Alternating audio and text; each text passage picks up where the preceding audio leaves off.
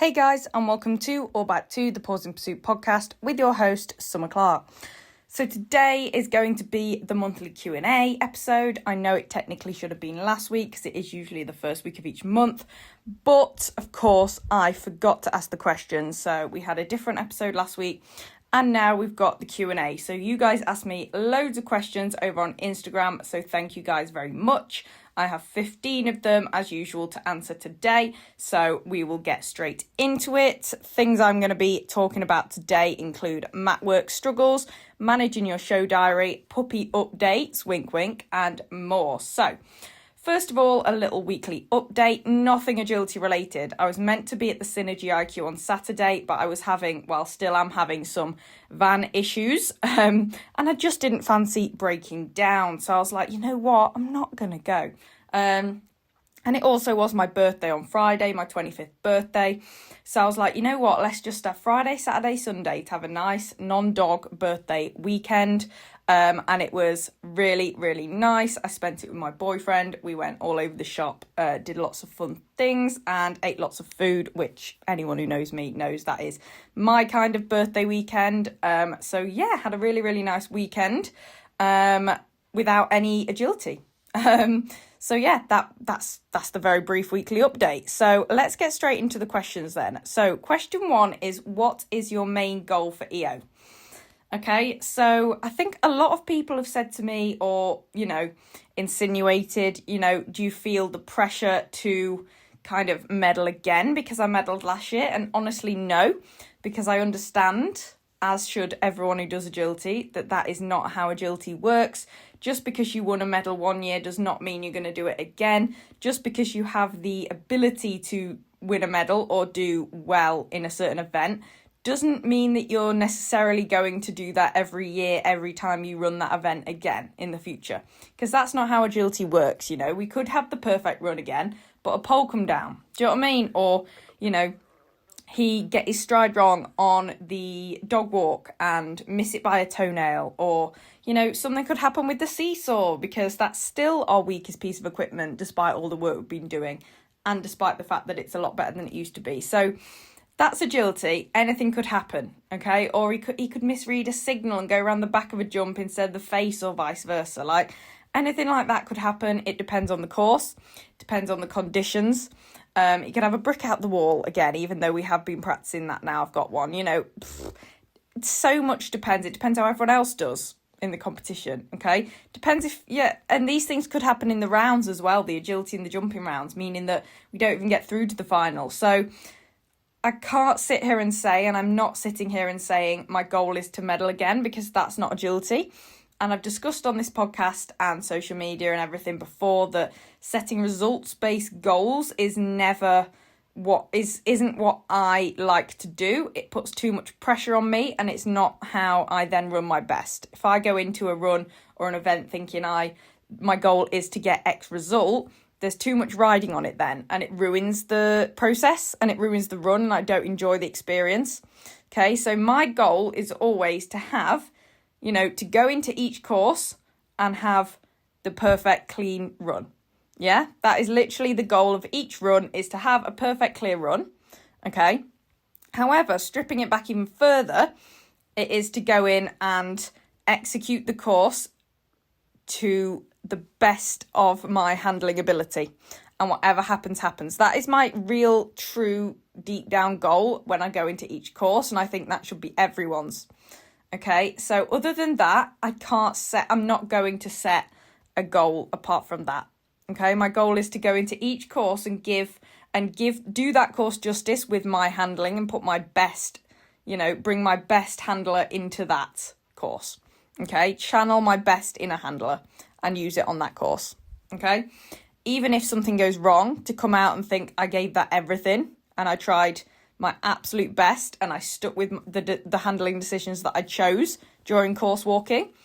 And yeah, I executed with confidence. I didn't chicken out of any blinds or anything that I said I was going to do that I could have made and chickened out, stuff like that. Okay, so that's my goal for EO for each course. And then also another one of my goals this year is to act as a bit of a leader within my team. After speaking to the management and stuff, there is kind of an expectation for me now. This is my third year on the EO team to I don't want to say role model, but be a leader, be a support system for the new handlers on my team.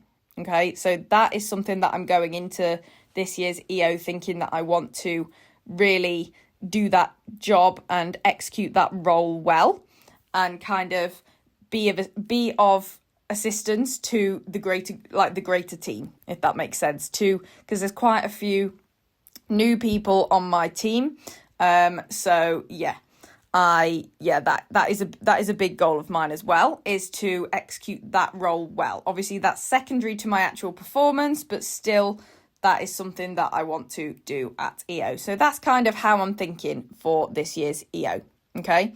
And just make the most of running with Arrow at an event like this, because honestly, a lot of people would kill for the experience. Okay. And I think when us handlers get to the top level of this sport, it's very easy to take that for granted and almost think it's a given and forget, Arrow's getting older. He's coming up to 7.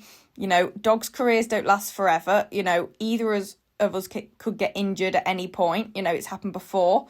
It can happen. So to really just enjoy me being fit and well and able to run, and Arrow being fit and well and able to run, like always, I think all of us could do with remembering that from time to time. Okay. Question number 2. This is a funny one.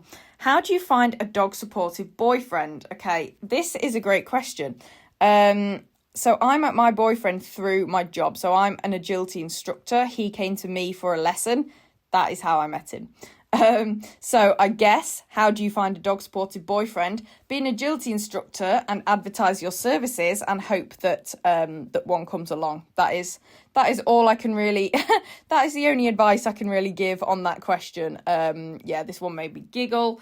I feel like, it's a lot of, I don't want to say luck, a lot of fate involved. Just, it's got to be meant to be, and it'll happen, I suppose. But yes, my boyfriend is amazingly dog supportive. Obviously, he does agility now himself and has a dog himself. So, ideal scenario, I know. But I have faith in you. You can find one of your own. It'll happen.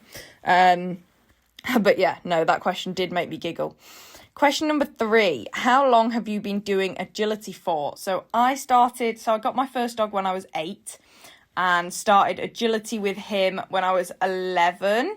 Started competing in agility with him when I was 11. So I probably started training in agility when I was 10. So I was 10, so I'm now 25. So that's 15 years, isn't it? So been doing agility for 15 years. Now that is a long time. And I think people forget how long I've been doing agility. Obviously, because I'm not very old. And there are quite a few people that have kind of just come into the sport and excelled straight away. Their first agility dog has been incredible, which is amazing, and I'm happy for them, but that was not the case with me. I had Earl first, and he was very stubborn, very hard work, very hard to motivate. He did get to grade 6 in the end. He got his agility warrant silver, bless him, but he wasn't the most easy agility dog, but he did teach me a lot. He taught me to persist, and work with the dog in front of you and to work with a stubborn dog. So he was an amazing first agility dog and a great dog for me to learn with as a very, very young child. Then obviously I got Ethel, and I did well with her, got on junior team GB, but the level I'm competing at with Arrow now, she was never able to achieve that. Okay, so again, she was a good step up from Earl. Step up from Earl. And then obviously Arrow now, my third agility dog, is taking me to all these amazing places, letting me, achieve all these amazing things. That's the progression that I've kind of had within the sport, and I have been doing agility for a long time. So let this be your reminder that things take time. Achievements in most cases, don't just happen. Yes, some people do just get that first amazing agility dog, but I quite like how I've progressed and the rate I've progressed at, because it's meant that, I've been able to grow naturally, progressively, taking my time to learn. and I feel like I'm in a better place because of it, okay? So before anyone compares themselves and their achievements and their dogs and their handling and their everything to me, remember that I've been doing agility for a very, very long time now, okay? 15 years and going strong. So yeah, that's a very long time, isn't it? Lol. Sometimes I even forget how long it is, but yeah. Honestly, most of my life, like, yeah. So I've been doing agility more than half my life, and I've had dogs for way more than half my life as well, which is crazy. Wouldn't have it any other way though. So question number 4, did you ever compete at JOAC? So yes, I did. I competed at, well, it was actually called EOJ when I did it. So I competed at EOJ, which was European Open Junior Agility Championships, EOJ for short, in 2017, which was held in Luxembourg, 2018, which was held in Holland in the Netherlands, and then 2019, which was held in Switzerland. And I competed with Ethel for those 3 years. So honestly, at that age, what was I then? I was 16, 17 and 18. Oh, no, I wasn't. What am I saying? 2017? Yeah, so I was 16, 17 and 18 when I competed there. And yeah, honestly, most amazing experiences. 2017, 18, 19, being that age and having those experiences with some of my best friends that I'd met through the sport who were also on the junior team. Honestly, 3 of the best and most memorable years of my life. Yeah, they were just so cool, and Ethel was brilliant. You know, like I said, I could never medal with Ethel because she wasn't the fastest, but she was amazing. She gave me mostly clear rounds abroad. So yeah, but it's changed a lot. Obviously it was EOJ, now it's JOAC, but yeah, it's changed, but you know, same principles apply. I don't think it's changed that much as in how it runs. Obviously it runs along the senior one now, which it never had back then. Well, yeah, we just didn't have a senior one back then. But yeah, no, really cool experiences. And yeah, I did that for 3 years in a row. And now this is my 3rd year on the adult team. So this is my 3rd EO. So yeah, crazy. What was that? 2017, 18, 19 for juniors, and then 24, 25 and 26 for adults. So again, that was a 19, 20, 20. That was a 5-year gap. So again, for people expecting or thinking that they should be jumping straight from juniors to seniors, it doesn't happen like that necessarily. Some people do. There's some amazing juniors that have gone straight from being, you know, in their last year of being on the junior team, and then the next year they've gone straight on to adults with the same dog, which is really cool. But that's not how it was with me. I had a 5-year gap from GB during that point where Ethel was, I aged out and then Ethel was older and yeah, not up to standard for the adult team. And then obviously while I trained Arrow up and got him to where he is, and then our first year on the adult team for EO was 2024. So yeah, 5-year gap between me competing at the junior EO and the adult EO. So again, things take time, okay? So question number 5, someone says, I've just started competing. My dog is very confident but doesn't like making mistakes. I try to stay positive when she goes wrong, but she always disengages at shows. Do you have any tips? Okay, so I'm guessing she only disengages at shows when she goes wrong.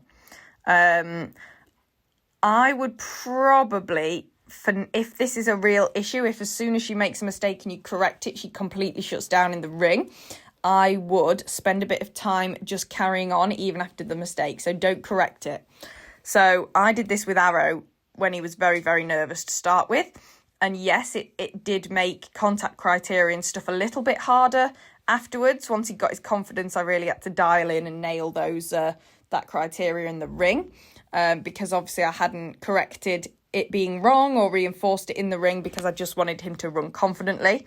But it worked, and look how confident and fast he is now. So yeah, my first piece of advice would be, don't correct the mistakes, just keep running. Just keep her running throughout the whole course and reward at the end.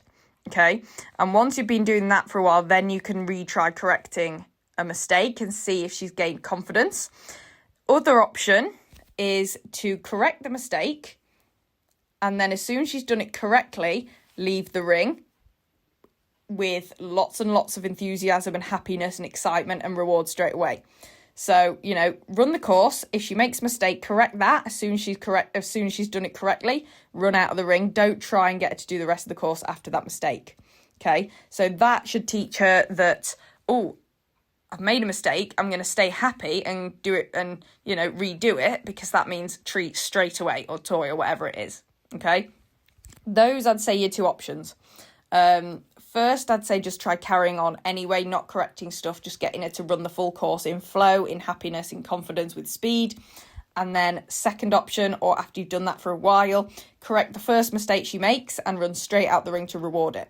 Then you can, try gradually carrying on, so you can correct the mistake and then do one more obstacle, then run out and stuff like that, and build up to being able to correct a mistake and then redo the whole rest of the course before running out, if that makes sense. So do it very gradually like that. Then once you've got that, you can try correcting a second mistake if she makes two mistakes. Not saying she will make more than one mistake on course, but yeah, then she'll probably be able to then let you correct more than one mistake per course and stuff like that. Okay, and just gradually build up from there. It's a long process and it's very frustrating, I know. I went through the exact same thing, as everyone knows, with Arrow. But yeah, you will get there eventually. You've just got to make it super positive. And yeah, don't let her be in the ring in a disengaged state for too long. Keep her moving is my best piece of advice there, if that makes sense, okay? Any more questions about that, please do just send me a DM and we can chat a bit more about it. I can go into a bit more depth, because I totally understand how frustrating it is, okay? I feel you, but you'll get there, promise. Question number 6, how do you handle taking a break from agility? I know it's necessary, but there are too many competitions. Okay, interesting one. So this is good to me because it means that you love agility and competing that much that it's all you want to do, which is great.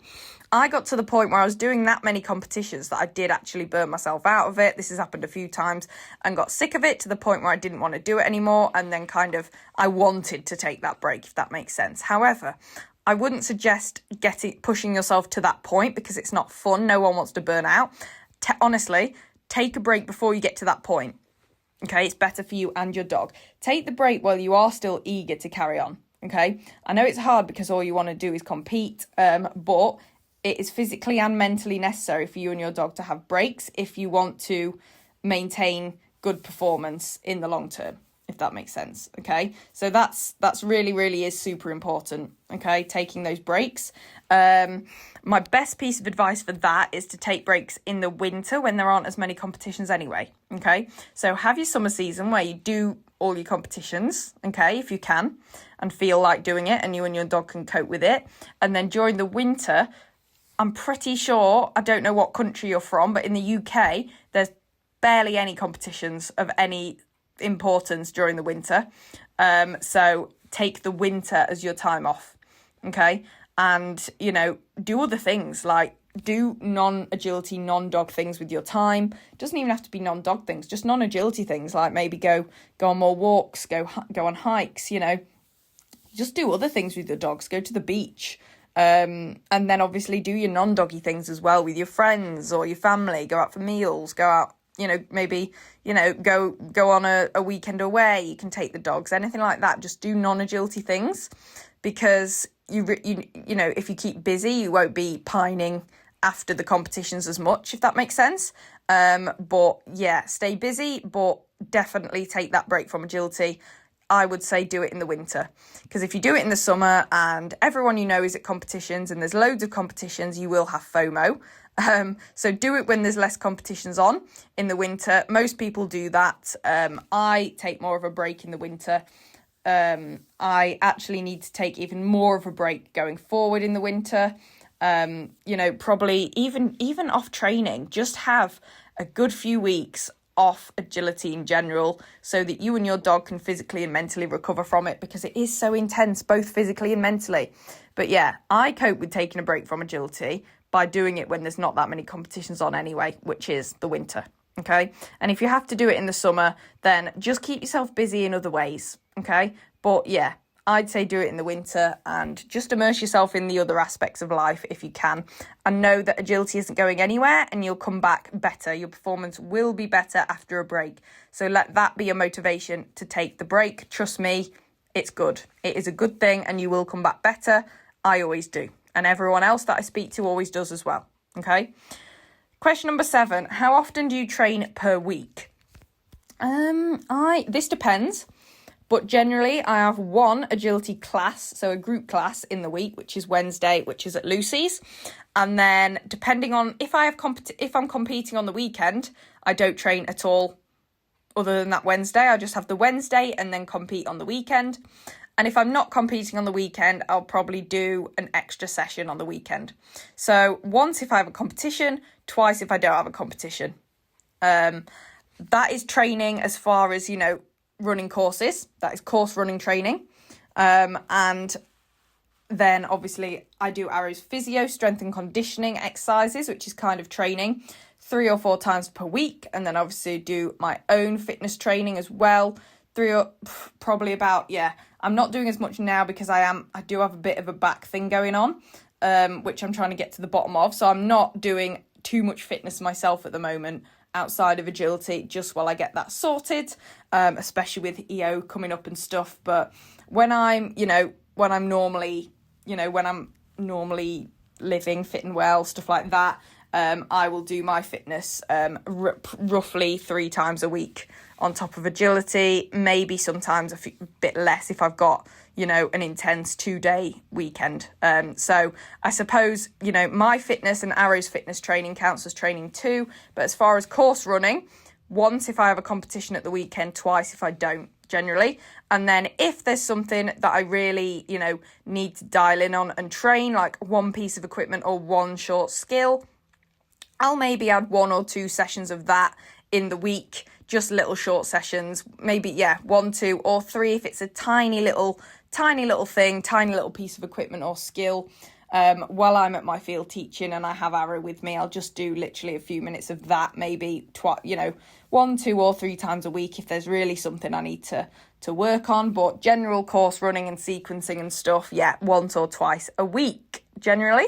And then obviously, competition I do count as training too. It's still course running. So I'll do less training to, make room for the competitions I have that week if I have them at the weekend.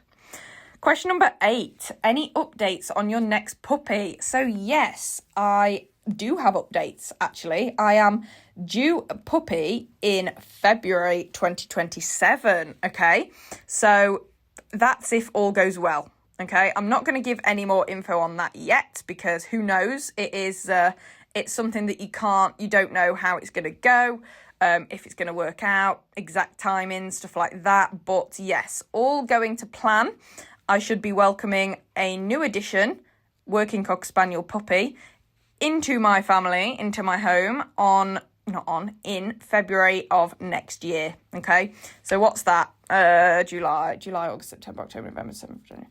8 months, okay, which is quite a while, but I like it. Arrow will be 7 and Arrow will be 7 years and 4 months. Okay, so I'm happy with that. And so very exciting. 8 months to go.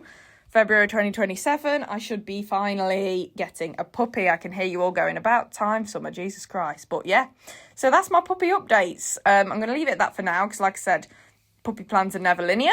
But all going well. That should be happening. Eek. Question number 9. This is a interesting question. Have you ever fallen out with anyone in the agility community? And if so, how did you deal with it? So no, I actually haven't ever fallen out with anyone in the agility community. I'm not someone, I don't like conflict. I avoid it where I can. I don't really fall out with a lot of people. I can't be bothered to fall out with anyone. No one's ever done anything to me in the agility community worth falling out about. And vice versa, like I'm too chill for that. Do you know what I mean? And I also am someone that likes keeping themselves to themselves. At shows, you'll see me with my mum or my boyfriend. I'm very myself to myself. I don't really have like a friend group as such, because I find they are very cliquey at times, especially within a sport or anything like that. So I'm pretty much friends with everyone. I'll talk to everyone. I have closer friends within agility, people that I'm friends with but not as close. But no, I've never fallen out with anyone in agility, really. I don't think that I can remember. So if I were to, I'm not even going to say if I were to, because I don't think I just would unless someone did something horrible. But in that scenario, and still everyone has people that they really get on with, people that they find fine to get on with, and then people that they just don't vibe with. Like, of course, I have people that I just don't vibe with. And for those people, I just stay out of their way. Like, same thing, if you fall out with someone or you just don't get on that well with someone, then just stay out of their way. That is how you cope with that. Just stay out of their way. That's the only thing that I do. If there was someone that I either fell out with or just didn't really like, then, or just didn't get good vibes from, I'd just stay out of the way. Okay, the agility community is rather large, as niche as it is. It is quite large. So, and it shows, it's fairly easy to keep out of one person's way if you don't really like them, I think. That's all you can really do, isn't it? As far as social media goes, again, you can unfollow people, you can mute people, you can you don't have to be surrounded by people you don't like or get on with. Like, you can distance yourself from them and it work out just fine. Like, it's fairly easy to do. But no, I personally haven't had this, but there are people that I don't enjoy the company of massively for various reasons in all aspects of life. And for those people, I just distance myself as much as I can and spend as little time with them as possible. But that isn't even just for agility, is it? That is just that thing called life. Okay. So that is my answer to that question. But I am pretty drama free because I just don't have I just can't be asked. And my brain's too full of other stuff to deal with it. So yeah, not for me. I'd rather keep myself to myself. Question number 10. Do you see yourself teaching agility for the rest of your life? Yes, I would like to teach agility to some capacity for the rest of my life. I'm currently not even a year into my agility instructing business. Business is going well. I am earning a decent wage from it. Not the wage I would like to live on for the rest of my life as of yet, but with any business, you need to give it at least 2 years. So after 2 years, if I'm still not earning the wage that I would like to live on for the rest of my life, my plan would be to qualify myself in something else that I could get employed in part-time. Okay, that is something I enjoy. I'm potentially thinking physiotherapy for humans. That is kind of my plan B. That is the other thing that I would love to do as a job. But I'm the kind of person that too much of anything, and I get bored of it, I get burnt out of it. So my ideal setup would be part-time agility, part-time something else. Okay, so I'm earning a nice full-time wage, but I'm doing a bit of both. Okay, so yes, I would like to always teach agility in some capacity for the rest of my life, I think. But who knows what will happen? Who knows? I might change my mind. But I think the best thing for me to do would be to do that, as well as something else, maybe a bit more stable, maybe a bit more predictable, substantial, employed, or at least a little bit more demand as a career, and do both. Okay. But I do enjoy teaching, but even then, at the moment, I'd say I'm only doing it on a part-time basis. I'm earning a good part-time wage, but I don't know if I can see myself doing it full time. Even if the demand was there, I think that would feel like too much, if that makes sense. Like, I'm someone that likes doing a bit of everything.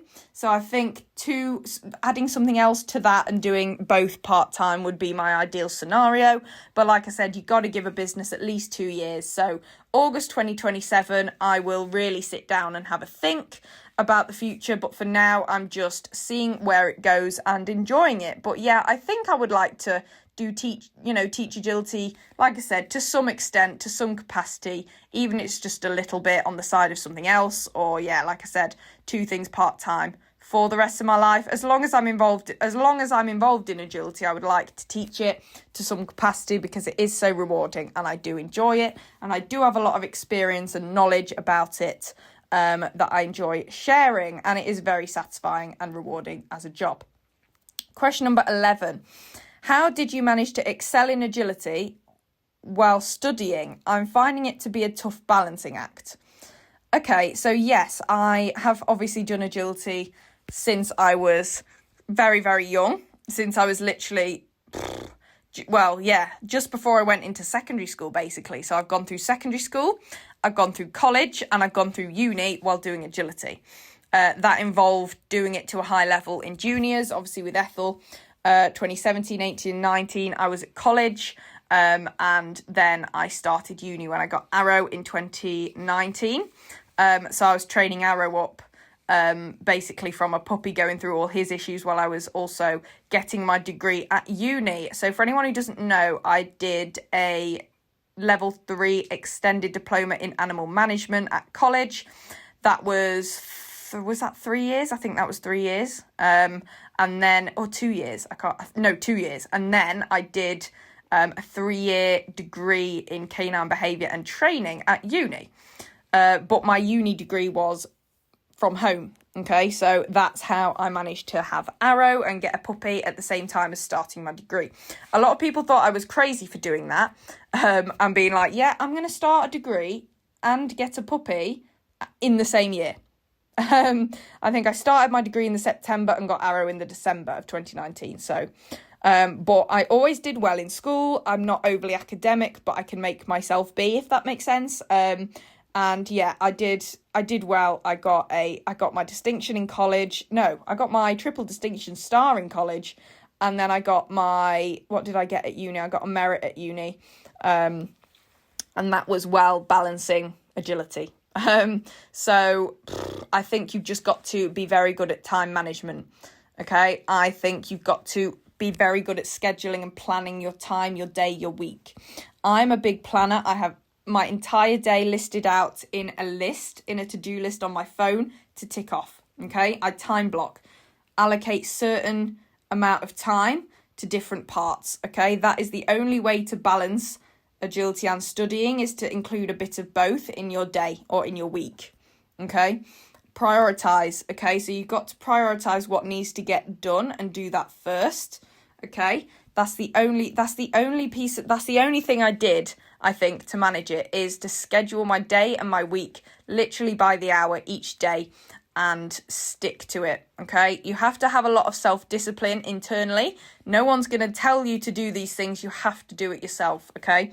No one's going to come and help you fit all these things in and do well at all these things. You have to do it yourself. Okay. You have to stick to it, be dedicated and disciplined, and get it done. But yeah, manage your time, schedule your day, schedule your week, time block, fit it all in. Okay, that's all I can say is plan, schedule. Okay, it is a tough balancing act, and there's also acceptance that comes with it. Like, you do have to accept maybe you're not going to do, maybe this isn't the period of your life where you're going to do the very best at agility ever. Okay, my best years where I've done the best in agility is when I've been doing it pretty much full time. I've been teaching it. Saying that, 2024, I was still working in social media. But like last year, I was just teaching. I could, dedicate my entire life to it. And I think that's when I personally have done the best, but I know that's not possible. But, I think part of it's acceptance as well. Thinking, you know what? Maybe I'm not going to do the very best at agility while I'm at uni because I've got uni to do too. Vice versa. If you want to also excel at agility, maybe you're not going to get the highest grade ever at uni, but you can still pass to a good standard. Do you know what I mean? Like, I got a merit in uni. Maybe I could have got a distinction if I hadn't have had agility and Arrow to raise and stuff. But you know what? I was happy with that and I accepted that. That is what I wanted. I didn't want to do one or the other. I wanted to do both and get both done. Okay, so, schedule, plan, time block, time manage, and also acceptance and prioritize. Okay, it's what's important to you. We always find time to do what's important to us, don't we? Okay, no excuses. No one's going to do it for you. Okay, question number 12. Do you actually use what you learnt in your canine behaviour degree? I think subconsciously, yes. I have knowledge yes. I have knowledge and I understand how dogs think and how dogs learn, okay? Which obviously you can use in agility training because it is a form of dog training. So yes, I do, because my job is now dog training, okay, essentially.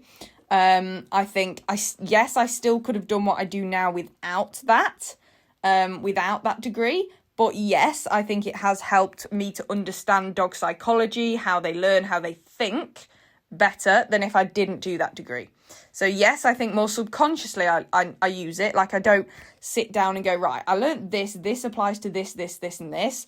But subconsciously, I just have a better deep down subconscious understanding, if that makes sense, which means I'm able to understand quicker, which means I'm able to, adapt to each dog quicker, and make training decisions quicker and stuff like that, because it's just in my head, I think. But I could still definitely do what I do without it. But yes, I think it helps, because like I said, yeah, I'm dealing with canine behaviour in my job. So I think I can understand the behaviour of the dogs that I teach quicker, in more depth, and yeah, essentially just make the agility training process quicker and easier for the dogs that I teach. Okay, and I can also pass that knowledge on to the handlers and the owners that I teach as well, so that they can better understand their dog too, if that makes sense. Question number 13. This is a long one. You and Arrow have always been consistent at the very top of the ladder, but this year you two seem like a completely different team altogether, managing to find an even stronger level of consistency whilst also increasing the speed together. What would you say is the biggest change you've made this year that has helped you progress that step further and produce the level of results that you two are? Honestly, and this is a really boring answer, I can't think of something that I've necessarily changed or done differently just this year. I think the biggest thing I've done, in fact, yes, I take that back. I have changed something this year. I've added something this year, and that is working with Kate, my sports psychology coach. I started working with her in January, and the difference is unbelievable. That is the change I've made this year. In everything else, in handling, in training, in everything agility based, no, I haven't changed anything. I have just started working on the mental side of it, working on my mindset around competition, around training, around results, just around agility in general. And that has honestly changed the game for me. Next week's episode is going to be with Kate, my sports psychology coach. Okay, so you guys asked her questions about a week or so ago. So she's got 15 questions around the topic of sports psychology within agility. So you guys will be able to listen to that this time next week. But that is the biggest change I've made this year. I started working with her at the start of 2026. Other than that, I haven't changed anything. I think a lot of it comes with just more time, more experience. Arrow is finally maturing. He's going to be 7 this year. I knew he'd be better as he got older because he was a late bloomer, bless him, and he had all his issues. I thought he would peak around 7, 8, 9. Okay, and he is coming up to 7. Okay, so that I think is just time, experience, and age and maturing. And also we've just had more time together as a partnership. Because, you're always learning about you and your dog and how you run together, aren't you, in agility? And I just had now more time to work that out. And we've just become a better partnership, more in sync, because we've had more time to learn together. Okay? But yeah, I'd say the consistency has definitely come this year. And I credit Kate for that, to be honest. I think a lot of that is how I go into competition. So I go into each run not desperate to win anymore. I've shifted to, I just want to, like I said in the first point, give this course, this run, my absolute best. And that's my goal. And that's allowed me to really attack each course properly, if that makes sense. And the results have just naturally followed. But that all starts with my mental, how I go into the run mentally. And that is thanks to Kate. Okay, so yeah, I think that is what's made us seem like a different team, is how I've gone into it, because our dogs feed off us, don't they? And because I've gone into each run with a different mindset, in a different mental headspace, Arrow's picked up on that and he's gone in with the same, because it feeds down the lead, as they say. Do you know what I mean? So, oh, hang on. I'm just getting a call. Let me decline that. Bear with. There we go. So yeah. That is the biggest thing. That is definitely the biggest thing that I've changed this year, is sorting out my mental. Okay, that has been absolutely huge. Okay, and yeah, the consistency, the increase in speed, it's all come with more confidence from myself, because I'm in a better mental headspace because of the tools, the techniques that Kate has given me. and the mindset, and then Arrow has picked up on that confidence and clarity and, calm headspace that I've had, and he's fed off that, which has brought more consistency and confidence. And as I say, confidence brings speed. Okay, so that is the change that I've made this year, 100%. And like I said, I'm going to be speaking to Kate next week, so stay tuned for that. But I recommend working with a sports psychology coach for everyone in agility that aspires to the top of the sport, or just wants to enjoy the sport more, in all honesty. So that is my answer to that question. Question number 14. What is the most effective way to tighten up your runs and reduce your course times? Okay, so working on the little things, okay? Isolating skills and behaviours, okay? So doing little short sessions on things like wing wraps, getting your turns really tight, okay? Working on seesaw speed, stuff like that, tipping point speed, running straight to the end and going, stuff like that, okay? The little things on course that will eke those extra seconds out, okay? Another thing is your timing of cues, making sure you're getting your cues, both verbal and physical, out and clear in plenty of time before the actual behaviour needs to be executed by the dog. Okay, so many times I see people giving cues too late where the dog has already started the behaviour, and it's essentially meant that the skill or the piece of equipment has been executed loosely or slowly because the cue wasn't given in time for the dog to, prepare its body and its brain for that skill, to do that skill tightly. For example, a rear cross, okay? If you don't say the rear cross cue early enough, the dog will take the jump and go wide, okay? If you say it nice and early, then the dog will start to turn in midair as they take the jump and be able to, take the rear cross tightly. Same as wing wraps, okay? If you say a wing wrap after the dog started to take off, it's not going to be tight because they weren't expecting it. If you say it nice and early, again, they're going to start turning in the air and you're going to get that really tight wing wrap that's going to eke those extra seconds off your times. Okay, so tip number 1, work on those little skills so that you can put them together in a course. Okay, so each piece of equipment and behaviours like your jump skills, so your wing wraps, rear crosses, Germans, SERPs, threadle slices, threadle wraps, backside slices.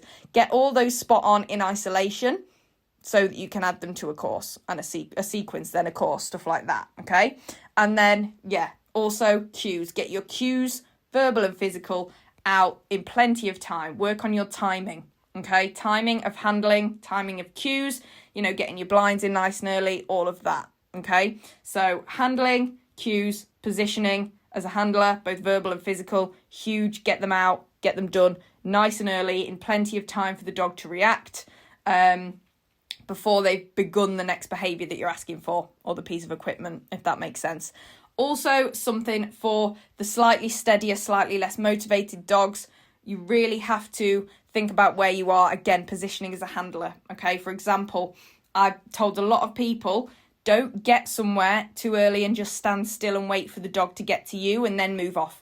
Stay just in front of the dog so that they are chasing, but not too much. You never want to stop. You want to keep moving with your dog the whole course, okay? If you stand still, if you get somewhere too early with a steadier dog and stop, your dog's going to slow down because you've stopped. Stay slightly ahead, but only slightly, so that you're always moving slightly in front of your dog. Never stand still, never stop.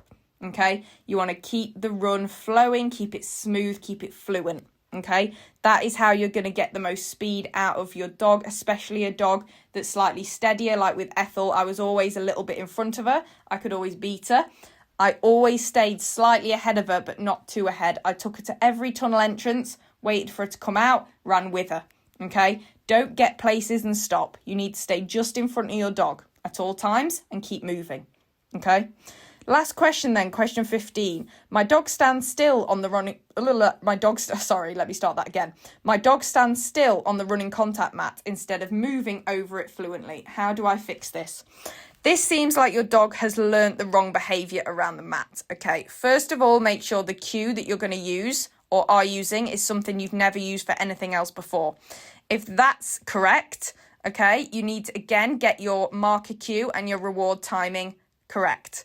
Okay, so for example, if you're starting mat work and you're shaping it and your dog is touching the mat, okay, the minute a paw touches the mat, you want to say yes and throw the treat off in the other direction.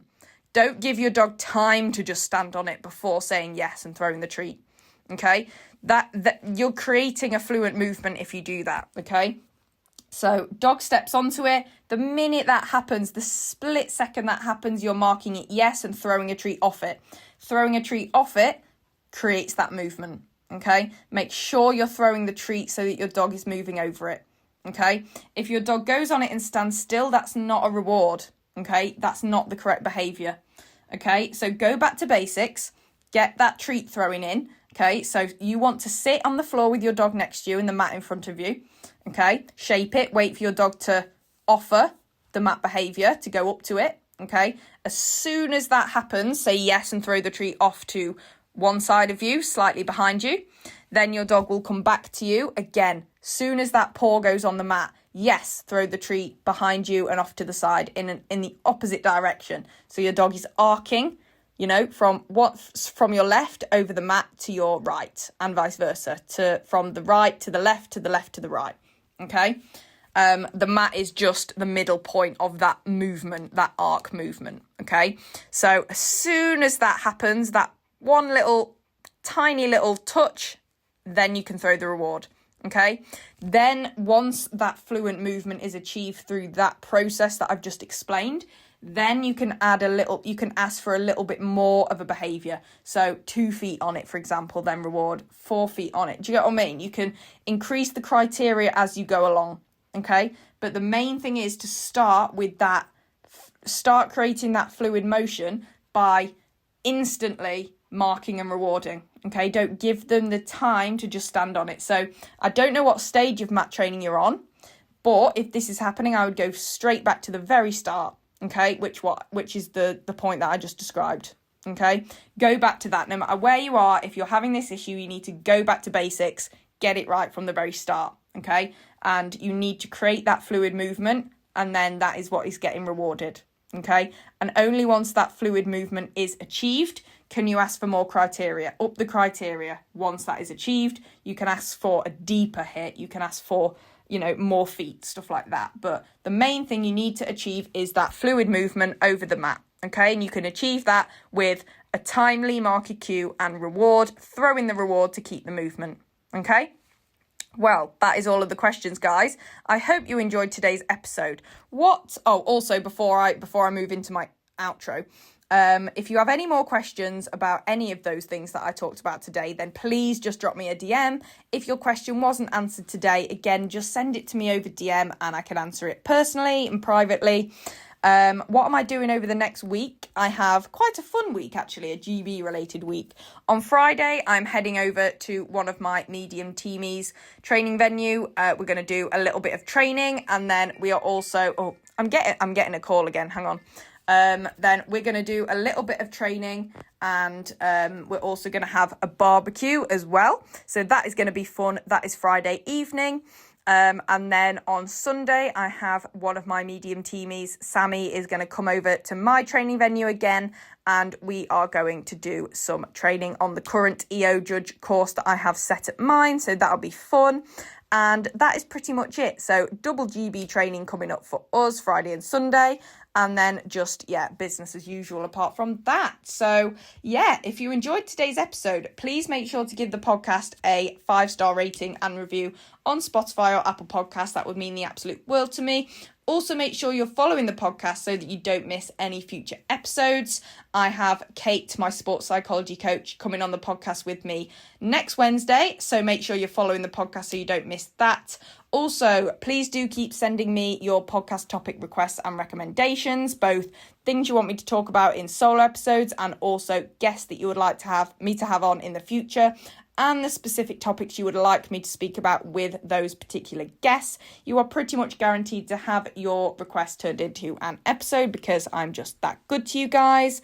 Also, please make sure to follow me on social media at Paws in Pursuit or Summer Clark across all platforms, especially Instagram. I'm active on Instagram pretty much every single day. That is where you can keep up with me and Arrow, especially as we go into EO and travel to France. You can keep up to keep up to date with what we're getting up to, where we are, what we're doing over on Instagram.